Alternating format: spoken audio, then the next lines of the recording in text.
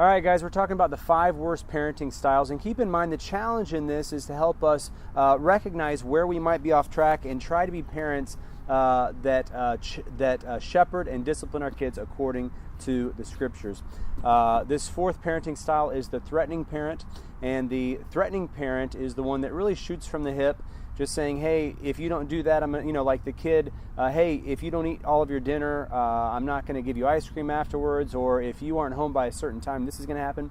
And they're just continually shooting from the hip, pulling out threats, and they don't follow through. So there's a few different issues. One is that they are not establishing a clear code of conduct with expectations and with consequences.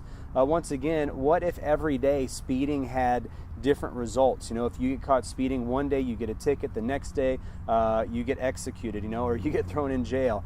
It just creates a world of chaos for our children. And also, when we don't follow through, all of this is painting a wrong perspective or a wrong perception of God.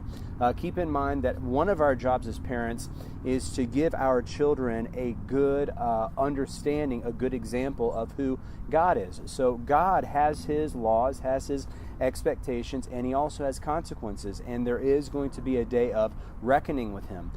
So to threaten and just shoot from the hip, and especially to not follow through, can give our children an idea that God might say it, but He really doesn't mean it.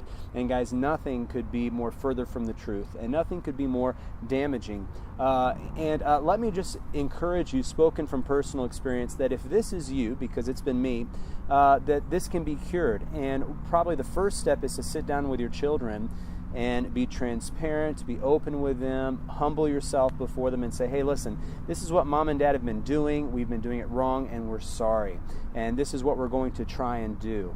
And what that shows your child is that you don't have it all figured out, that you are like them. You are on this journey with them, trying to be the person that God wants you to be.